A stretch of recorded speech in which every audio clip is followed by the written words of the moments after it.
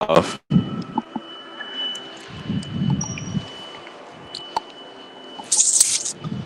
All right, live. All right, ladies and gentlemen, thank you so very much. Darren Smith, Steve Walls, and we bring to you the Chiefs pregame cheat sheet. We are live from where we at, Steve? Harvey's Union Station is where we are, man. Right here inside of Union Station on the edge of downtown Kansas City, right across from Crown Center. Of course, people who are familiar with this place know that this is where both the Royals, the Kansas City Chiefs, and Sporting Kansas City, this is where we celebrate our championship run. So we'll be, I guess, look to be back here next year as well in February. But all that being the case, of course, we are here because the Kansas City Chiefs are playing a happy hour game today in the Happy NFL. hour. That's funny. And so they'll be taking on the Buffalo Bills at the Bills Stadium. With the 4 o'clock local kickoff time. So, of course, that'll be 2 hours from now. And, we're here live. And then, of course, after this show, immediately following this show, we'll be doing the Darren Sterling show with Steve Walters, our special guest, live from here as well. Getting you set for kickoff between both teams who are 4-1 coming in off of losses that they suffered last week's game against the Raiders and the Titans, respectively. Steve, what is your initial outlook on today's game? I'm excited. A lot of people. Okay, let me start. Let me start by saying this. There are people that have said that the Baltimore Ravens game and the Chiefs game was the biggest game, so far this year as far as hype wise. I would say this Buffalo Bills and Kansas City Chiefs game is, and the reason why I say that is because you have two young quarterbacks who can sling the ball and score, in bunches, and I really believe that when you think about how this game has shaked out. Look, they were supposed to play last Thursday. Yeah. They moved it to Sunday. That didn't work out, so they had to move it, of course, to Monday just because of some of the other teams shifting and moving around. So this is a COVID game, so to speak, and the guys traveled yesterday up to Buffalo. I believe it's going to be about 50 degrees game time, rain. Much better So than it is here, in a it's, way. it's going to be rain though. Yeah. And Buffalo weather, that's a different kind of temperature. We all know because they get a lot of snow and things like that. But that being said, this is going to be a great game, and I wish that they could have flip flopped and had this as the primetime game tonight. Well, the Dallas game was well, that's America's team, so we're not gonna get into all that. No, but in all seriousness, no, a lot of what you said is true. Of course, Buffalo Bills, they are a much improved team. Last year they made the playoffs. They lost in overtime to the Houston Texans, so they're looking to take that next that next step forward, and basically that next leap forward. If you can get a solid win over Kansas City, and this is a game to make a statement game. If you're Buffalo, again, you're coming off of a loss that was scheduled again for Sunday, but got pushed to Tuesday night against the Tennessee Titans, and they pretty much embarrassed you. I mean, they made Josh Allen look human. They never could establish a running game against the Tennessee Titans. Their defense, I wouldn't say exposed Josh Allen, but it gave him a lot of fits. And look, Tennessee, they were representative in the AFC Championship game against Kansas City last season, and so they are still a force to be reckoned with. And in today's ball game, to me, it's gonna determine on which team was able to bounce back more. Now, for me, Kansas City has a lot to prove because the defense Mhm. was embarrassed last week against the Vegas Raiders, giving up almost 500 yards of offense. Very true. I think it's going to actually come down to coaching. Andy Reid got out coached last week. I'm just going to say it, He make did, it plain. He got out coached last week by John Gruden. I, And, and I think Andy would admit to that as well. yeah, and you think about it, they came out thinking that we all did. We thought that the Raiders were going to run the ball down the Chiefs' throat. That's what they were going to try to do. However, you had Henry Ruggs and Darren Waller that would say that no, that's not what we're going to do. We're going to come out passing, and that's just what they did. But another coach from Andy Reid's coaching tree in Sean McDermott. Sean, was fired by Andy Reid some 10 years ago, and Sean talked about this in his early week press conference and said, "Hey, Andy told me that I needed to be fired because yeah, you look like that." But he said, I needed to be fired because, in so many words, it will make me better. And he said, look at where I'm at now. And Andy Reid even said, we still talk to this very day. I still love him, but he knows Andy Reid's tendencies. He has some other coaches that were with he and Andy Reid in Philadelphia. So I think it's going to come down to coaching. Well, I mean, you kind of threw me off for a loop on that one. If it comes down to coaching, I'm still side with Andy Reid on that one, just because he has the better talent. Now, Mm-hmm. again, one of the things that you look at is they were caught off guard when they faced the Los Angeles Chargers because again, making the adjustments from Tyrod Taylor to Mm-hmm. Justin Herbert, that's something within itself. And then doing that 5 seconds before kickoff, it can get to you. So the defense looked like they were exposed, but again, you just didn't know what to expect coming into this game, basically, look, giving up what they did last week against the Raiders. I think they gave up.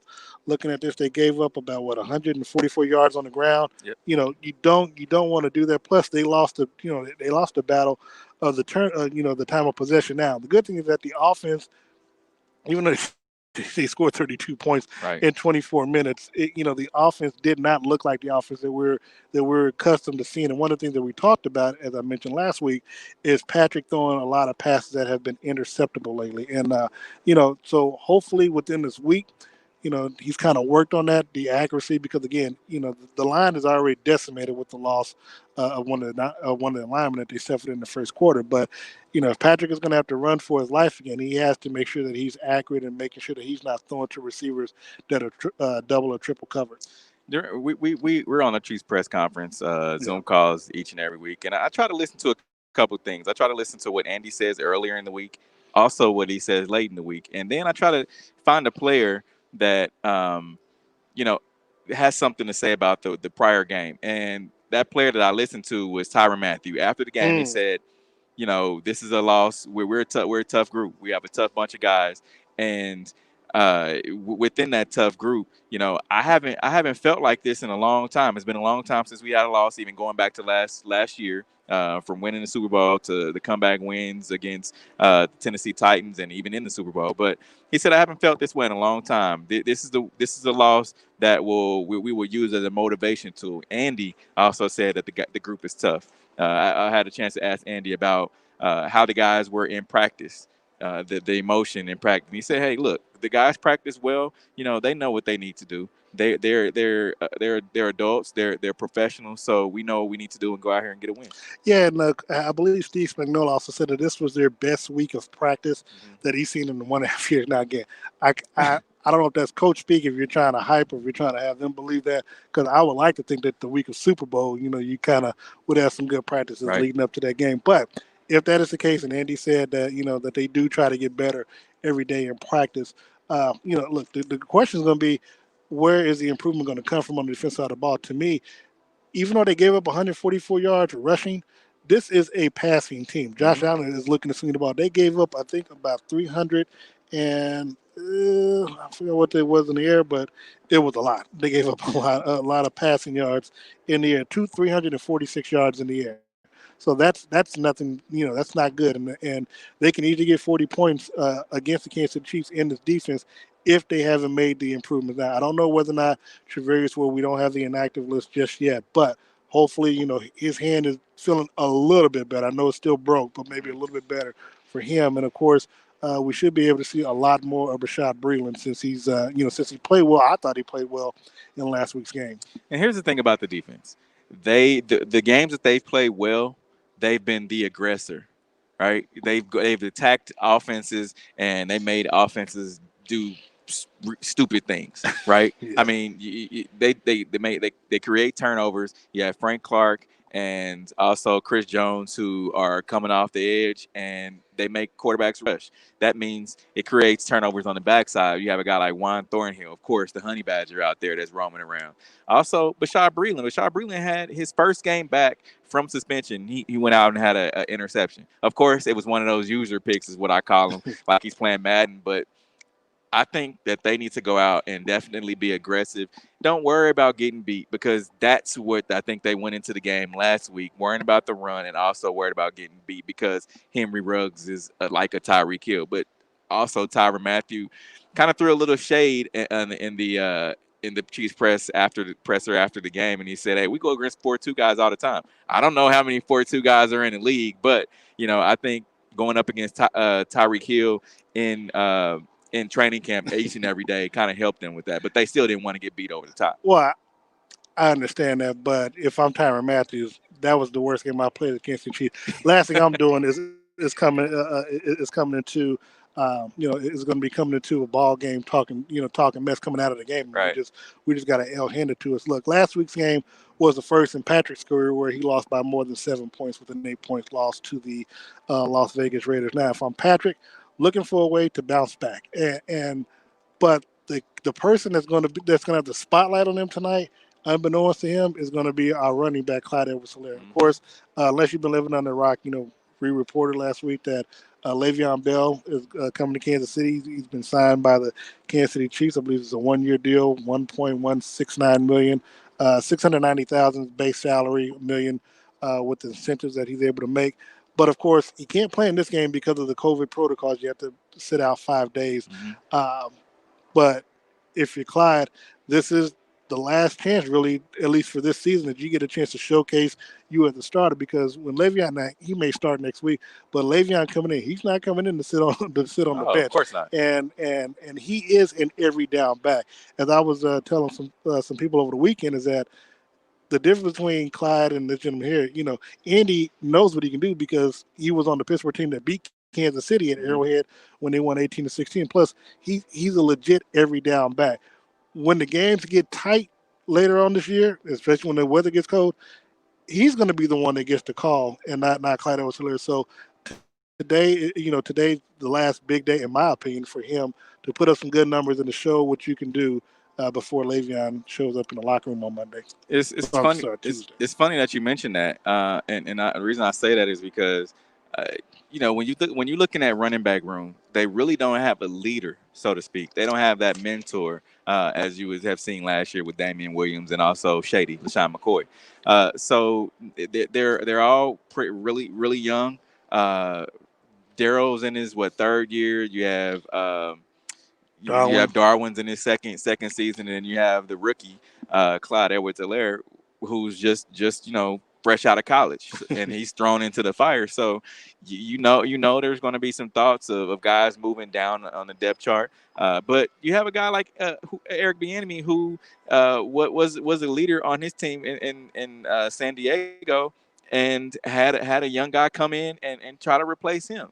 So, or had another guy. He was a young guy, and he had a veteran that came in and replaced him. So, if he has gone to ask anyone, I would say he should have asked Eric Bieniemy. And I'm sure Eric Bieniemy has laid down, the foundation for him. Okay, here, this is what you need to do. We still believe in you, because that's going to be his question. He's going to listen to the guys on First Take and whatever other show that there are, and daytime radio or whatever, and he's going to hear that you have a proven running back coming into the organization that is going to take your spot and going to try to highlight to get a new contract next year. So he's not going to be able to see the field much, but I think he will.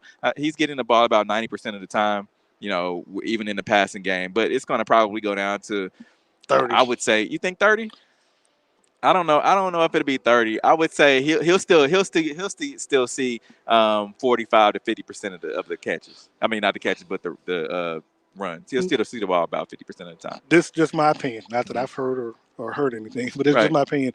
When you bring Le'Veon in, and we'll definitely, I know somebody's asking about the offensive line. We'll definitely talk about that because that needs to be addressed. But if you're Le'Veon Bell is also using this season as a tryout to show that he's still. I think that the Bell that we get here in Kansas City is going to be the Le'Veon Bell that was in Pittsburgh. I don't think what you saw in New York is an aberration, because that's Oh a no. dysfunctional Oh, no. that's a dysfunctional organization. The head coach said that they didn't want you to begin with. So I mean, so that's going to mess Why with your give up psyche. your body and you're playing for nothing? I mean, Well, he's playing for 20 million. well, we know we're playing for the bag, but Yeah. but still, you're giving up your body each and every day, even in practice, and you're not gonna see the postseason. Your team is terrible. Right. So I say that he was a victim of his environment by coming to Kansas City. All that quote unquote people talk about locker room issues or whatever. That's not going to happen here. The players Right. police themselves, because one, you've got a proven track record. You got a Super Bowl, and you're a favorite to win it again. You're trying to come in and be a part of. You don't have the cachet to come in and wreck shop in there. So he's going to come in with his head down. He has something to prove, and I keep telling people what I see happening is Le'Veon Bell is playing for an audience of one. That's Eric Bieniemy, because Eric Bieniemy is going to get a head coaching job. If he gets the coaching job down in Houston, I see Le'Veon Bell going down there with them, because with that big contract that David Johnson has, you can get rid of that in the offseason. Bring Bell in, and now you got an added weapon for Deshaun Watson in the backfield, and a proven back out the backfield that can catch. So that's who I think that he's playing for. I think he's playing for an audience of one. Granted, any other team will be watching him, but knowing that Eric Bieniemy is not going to be here next year, you want to show that, hey, I still got a lot left to take. He's only 28 years old. He's a young 28. Yeah. There's a year he did not play, so that's a year of hits off his body, Mhm. and didn't really do much in New York. So again, I really think that the Bell that you get in Kansas City is going to be what you saw in Pittsburgh. I definitely agree with that. I mean, he's trying to showcase that he can still do it. And not only that, but you're going to be playing. I mean, you've gotten the money that you're going to get. I mean, anything extra now going forward is all extra, Yeah. so to speak. So now you're playing for a championship. You're playing for a ring, and you have all these guys that will look to you. I mean, you have the Frank Clarks. You have not only that, people want to play with Patrick Mahomes. They come to Kansas City They come for play one the dirt. reason. They come to Kansas City for one reason, for Patrick Mahomes, and I'll say Andy Reid as well, because he's the player's coach. So when you think about it that way, he's not going to want to let his teammates down. Whatever he did in Pittsburgh, which I think that was more Antonio Brown, but that's a story for another day. It's he's still a competitor, and he still wants to win. So if you're going to come to this team, and I'm sure that Brett Veach and Andy Reid have had this conversation, hey, if you're going to come here, we don't want the smoke that you bring in, the baggage that you so-called bring in of all what the naysayers are saying, that you're going to be this attitude carrying guy in this locker room. We don't need that. So I'm sure he said, well, hey, this is what happened. He's had to explain himself, and then they move forward. So like you said, they have a lot of veterans. in this locker room, Travis Kelsey, Chris Jones, Honey Badger, that will not go for that nonsense. And quiet as kept, I think Le'Veon Bell is going to be quiet as the church mouse in that locker room. Oh, I already know that. I just think he is. Not that I'm trying to break any news or anything on here, Steve, because that's not what we do. But don't be surprised if Brett Veach doesn't go after a certain wide receiver in 2 weeks when he's off his 8-game suspension. I understand. I definitely. But I ain't saying you heard it here first, but I guess I better put it out there before someone else tries to take credit for it. Yeah, and that we talked about that last year. And I'm going to bring that up to Sterling because you remember me saying that Antonio Brown is not a head case. You were calling him a head case, and Sterling was calling him a head I case. just said he was crazy because of what you saw on social media. I But I don't know. But I also said as much as I do not like him, that I know what he can bring to the offense because I was the one that said Chiefs should bring Le'Veon Bell in or Kareem Hunt back to help solidify the running game. Right. So no, I don't. Again, much as I don't like the man for what he's done or whatever, I'm sitting there telling you that in a couple of weeks when he's off his suspension, that somebody's going to look to sign him to Kansas City. Yeah, and I'm gonna say, and they should.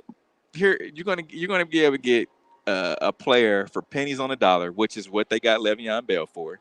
Why not? It makes perfect business sense, and it makes perfect sense for your team. Week to week for the season. He's not, and look, when you got somebody like Sammy Watkins that stays hurt constantly, you got a guy that is a number one receiver, but he wouldn't have no problem being on the opposite end of Tyreek, play him in the slot. Hey, listen. I'm gonna just be quiet because I don't want a phone call from a lawyer calling me or anything. That's a heck. But let's get back to today's game. Yes. That's a topic for another day. We'll have this conversation in 2 weeks. We will. Darren, you broke it here first, but go ahead. But here's the thing: when you look at this Buffalo Bills team, and you're talking about wide receivers, they're big. I think the Chiefs' biggest threat is Stephon Diggs. That's Josh Allen's target. That's what did he have last week? 106 yards. Yeah. 1 touchdown. So, man, Stephon Diggs he's a veteran receiver. He can create space. He's not a speed guy, but he can get open, right? I mean, you look at they double teamed him last week, and he still was able to get open and create and make a catch. But again, that's what Josh Allen does too, because he's seen what Patrick Mahomes, how he continues to play and extends the play. And he finds open receivers. So you'll see Josh Allen trying to do a lot of that today. The player that, if you're Kansas City, besides Stephon Diggs, obviously we didn't see a lot of Devin Singletary last week. One, they were behind most of the game, so you really couldn't run the ball. He is a solid running back. I think he's about his second or third year in the NFL. Of course, they were also looking at acquiring Le'Veon Bell last week as well, the Buffalo Bills, but they did not do that. But the one thing that the Buffalo has been known for more so than Josh Allen has been their defense, and they've played well so far this season. Again, last week aberration, they lost the game. There's nothing wrong with that. They lost 42-16, but again, Josh Allen had some passes. I think he had a pick six in that game. I know Malcolm Butler had 2 interceptions against him in that game last week.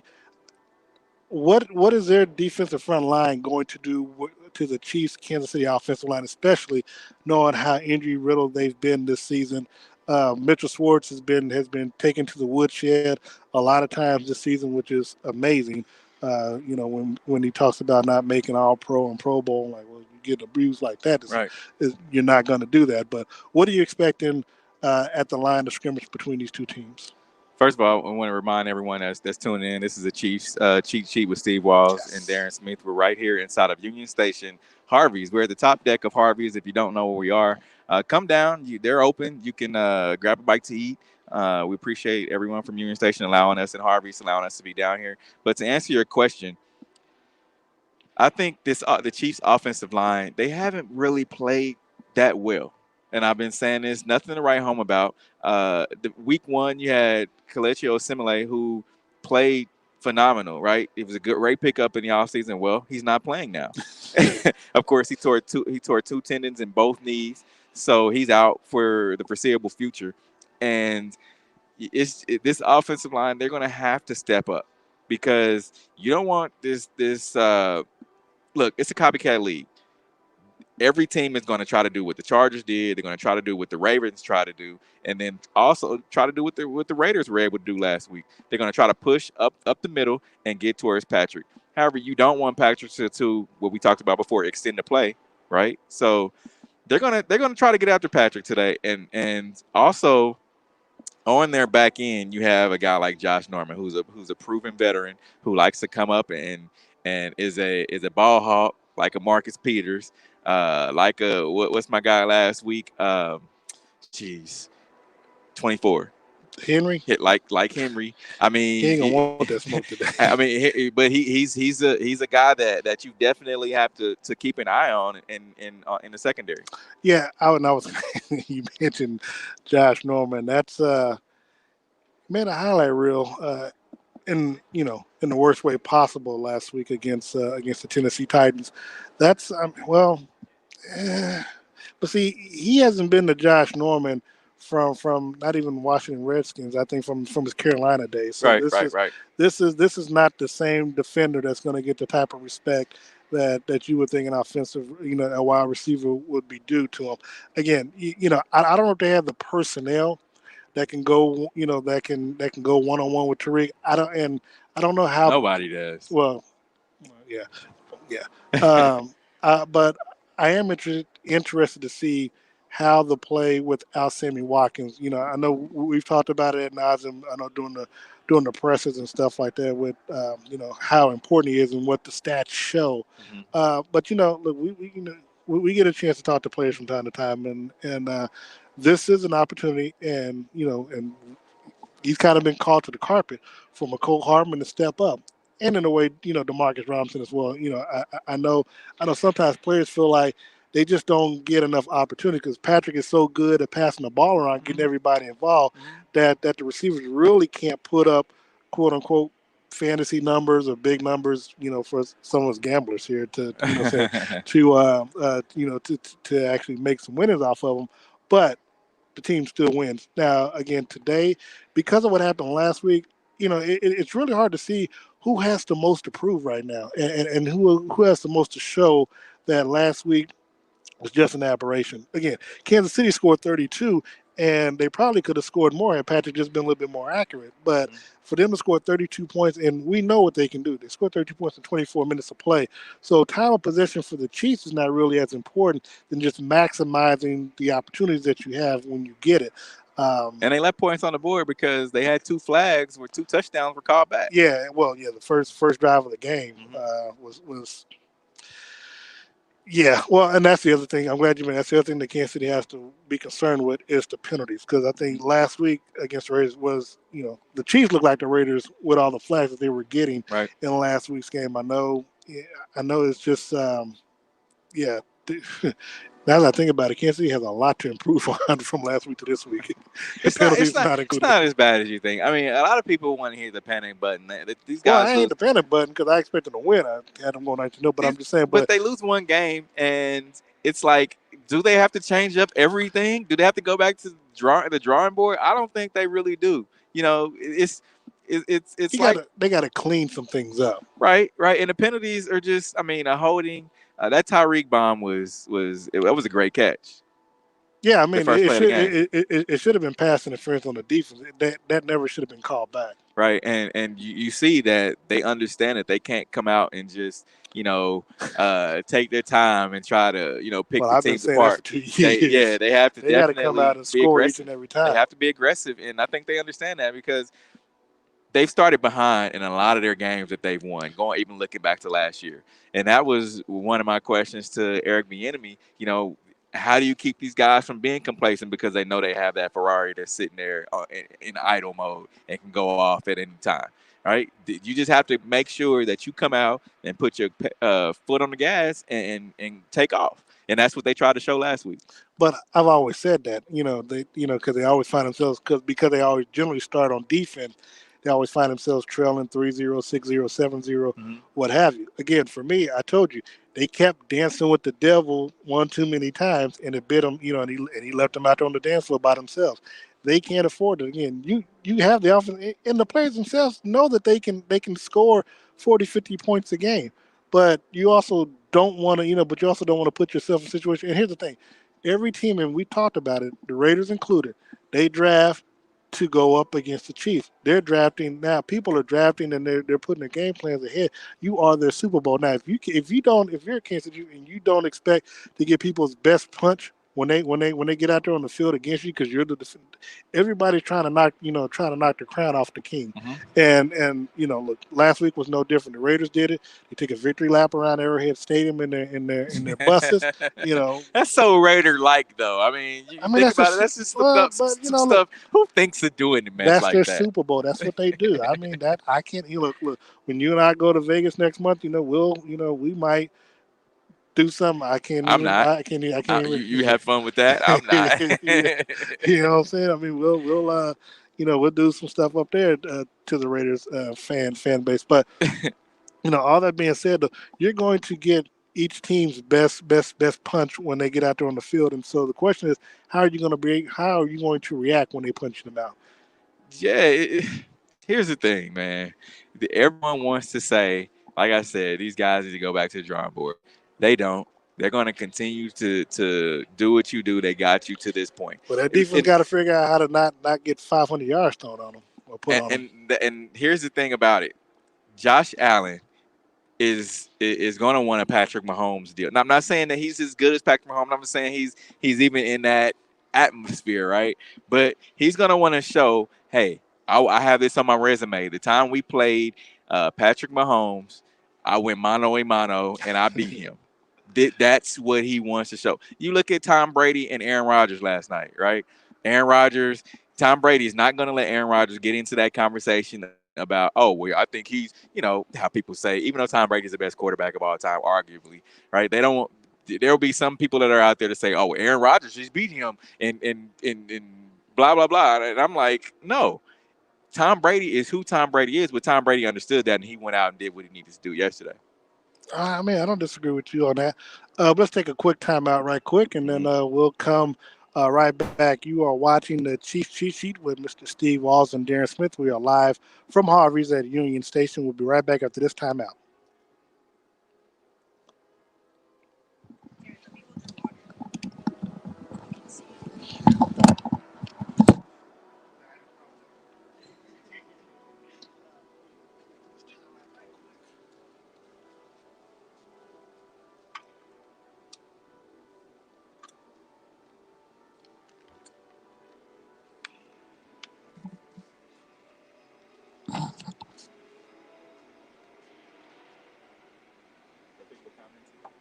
There's only been two so far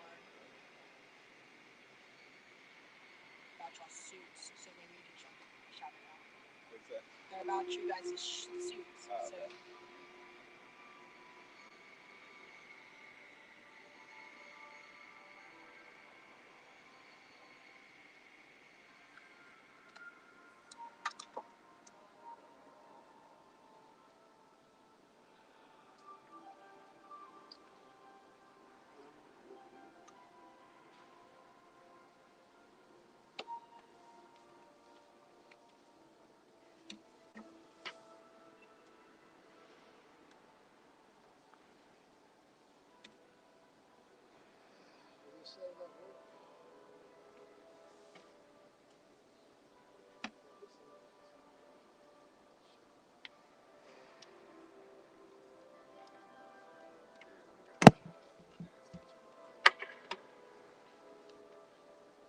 Thing worked on the ground, so What's that?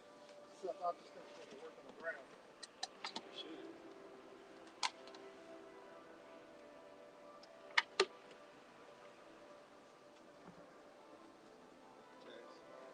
Is there a thing over here? Try to put this thing on the ground.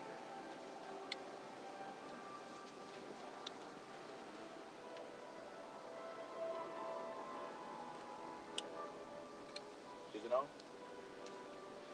Did the green light come on? Yeah, green light's on.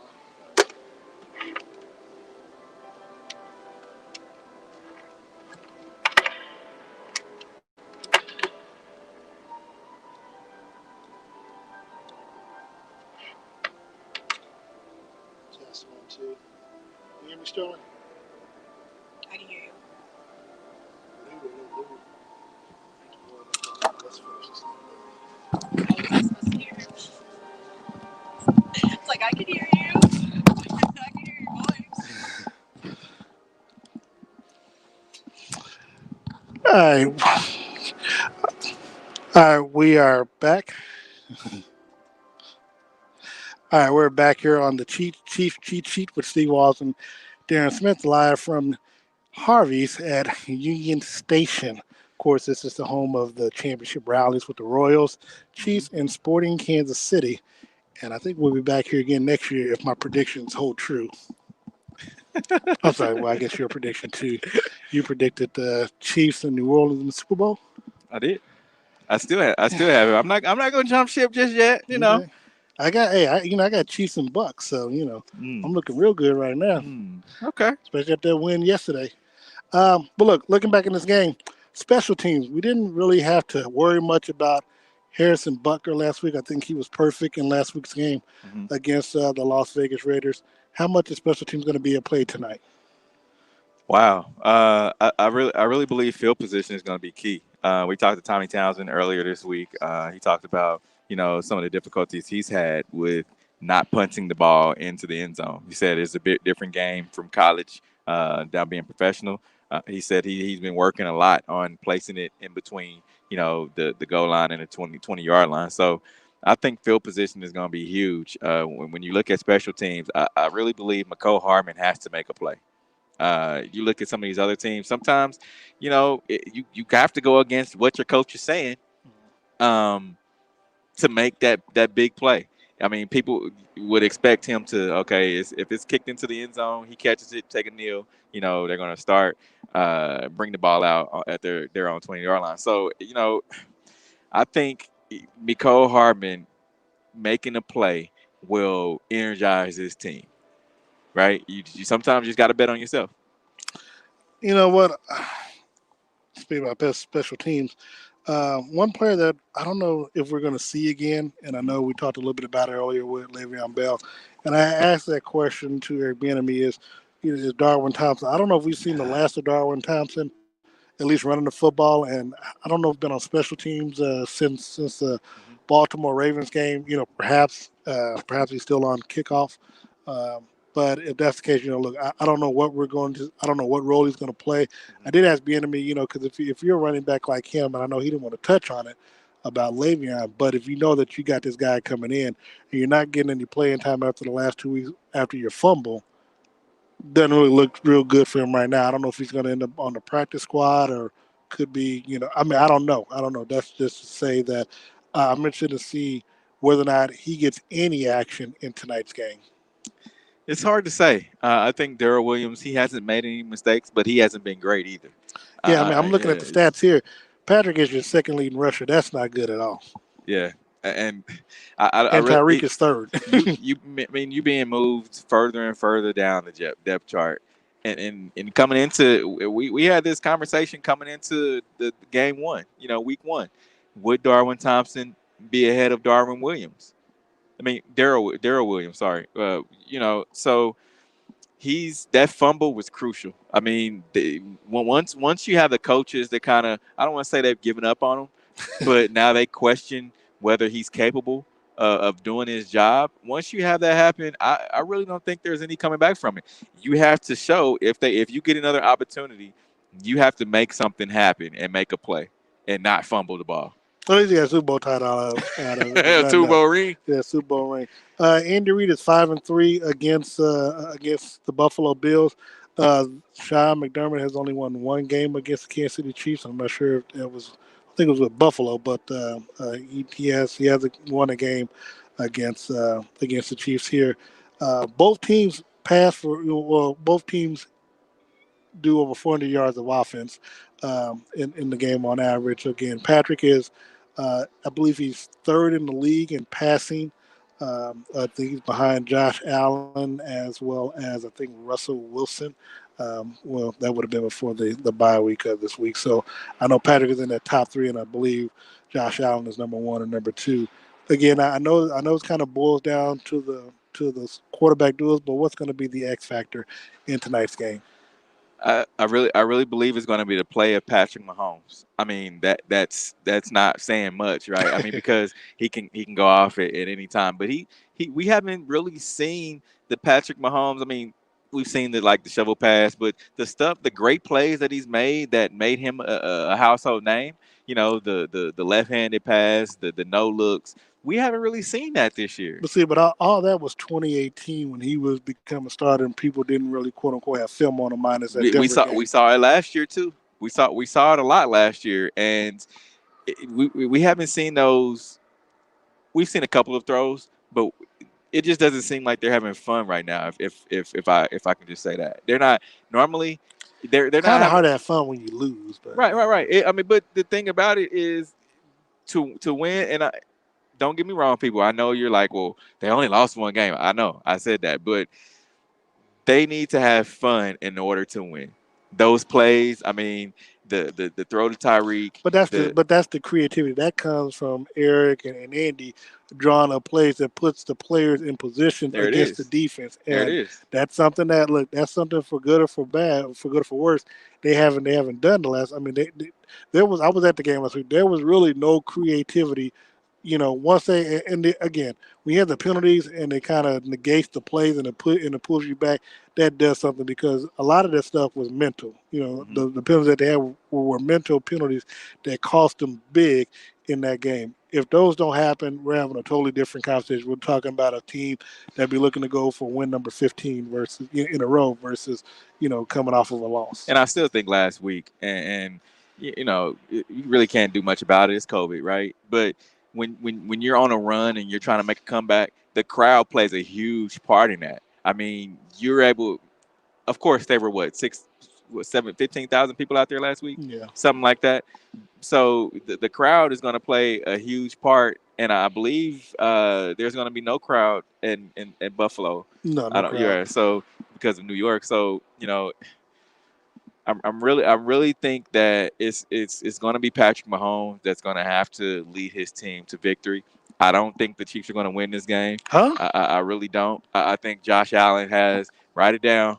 I think Josh Allen has a lot to play. Like I said last week, Derek Carr and John Gruden, they didn't want to leave Arrowhead without a win, and Josh Allen has played well. He's worked his butt off in the offseason. Don't get me wrong. I think it's going to be a close game, but I think the win is going to go to Buffalo Bills. I will I, admit. I mean, I'm just saying. I will admit, Steve, that you did throw Jello up against the wall last week and stuck with a nail, and it hung there. I don't know how you did it, but it hung there. But Chiefs aren't losing 2 games in a row. Not this season. I just call a spade, man. I do.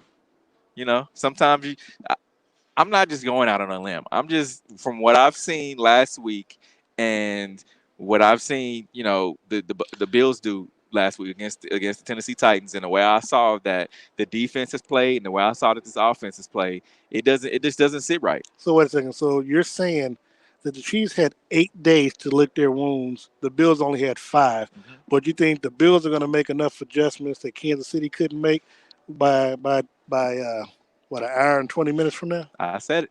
I'm sticking by it. So what's your score? I mean, I know we got to get ready to leave here to prepare for this show, but what's the final score of today's game? Whew. 34-31 Buffalo. 34-31. So you're saying the Chiefs are going to lose. So is Buffalo's defense going to hold at the end, or is Kansas City just going to, or is Kansas City's defense going to give up a touchdown late in the game to lose the game? Here's the thing. Kansas City is going to come out with their foot on the gas, like I've been saying that they need to do. They're going to get up, and then Buffalo's going to come roaring back for the win. I'm telling you that's just what a little birdie told me. Okay. Now, I don't know who Steve's sources are on this one, but what I will say is Chiefs Kingdom, don't burn them in effigy. I'm here to bring a little sanity to this broadcast. Chiefs, granted, yes, they've lost 2 games in a row last year and the year before. They're not losing 2 games in a row this season. Not to Buffalo, not to any team. Kansas City bounces back. Patrick Mahomes, I believe Patrick throws for about 300 yards. I'm hoping for a good deal from Demarcus Robinson. I got to lay some bets on him before the next show, so we're gonna get out of here a little bit early.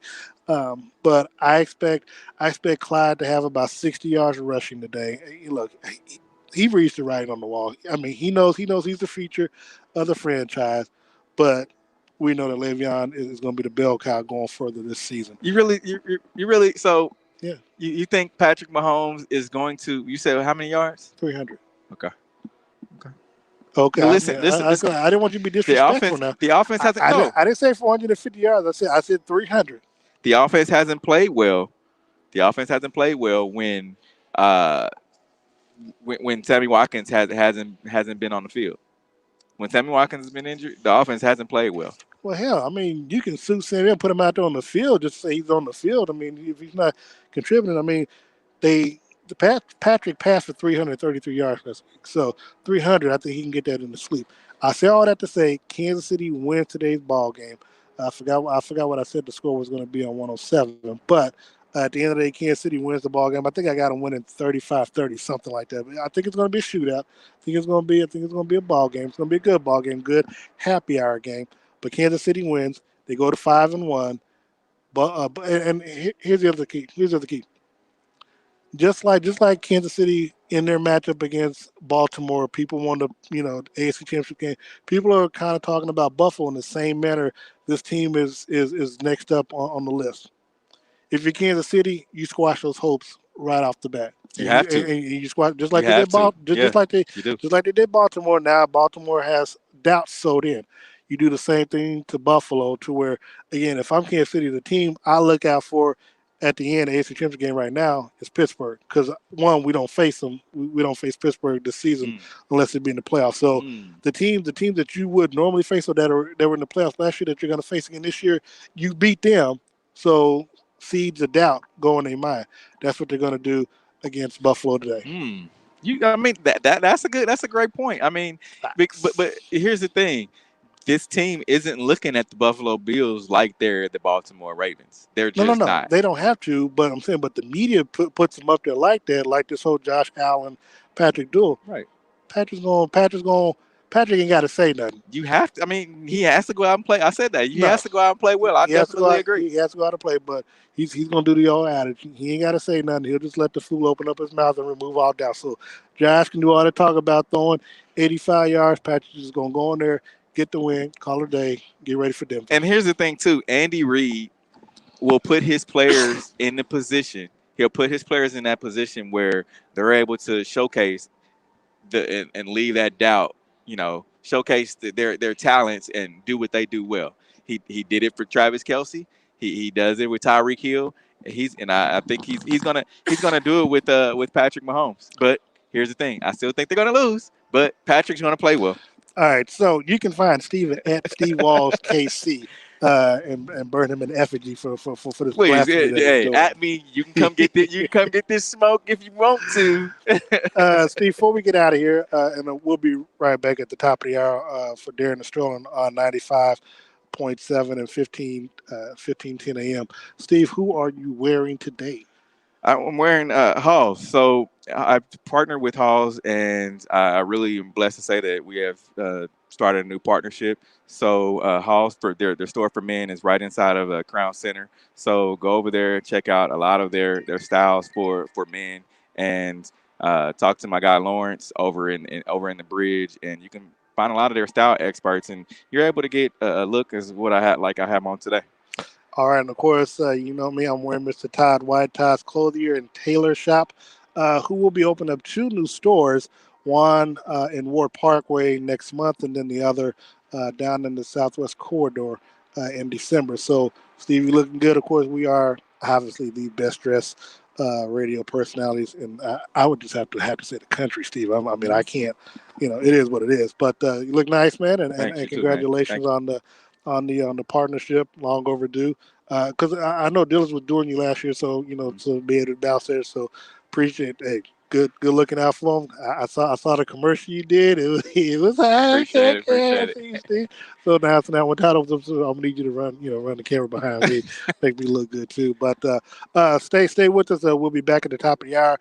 for the Chiefs Cheat Sheet with Steve Walls. I'm Darren Smith. Steve, let people know where they can find you at and when to tune into you.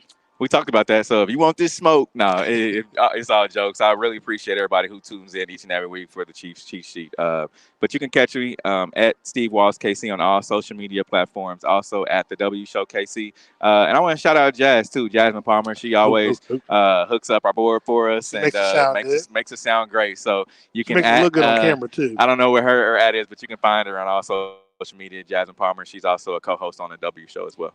All right, and of course, you can catch me Monday through Friday, ESPN Kansas City, 3 to 4 p.m. We'll be on in just a few minutes, along with Sports Radio 18 WHB on Thursday night, following Thursday Night Football, and of course on Parsons, Fox Sports Radio down in Parsons, Saturdays and Sundays at 8 a.m. and 8 p.m. For Steve Walls, this is Darren Smith. We'll see you in just a minute. Go Chiefs. Gonna get Jazz. Gonna get Jazz. Yep, here, I'm gonna get you. Wait. Once Darren moves out of the way, here, I'll do it from over Oh, here. I'm sorry. Hold up. Got it. One more time. Got it. Got you.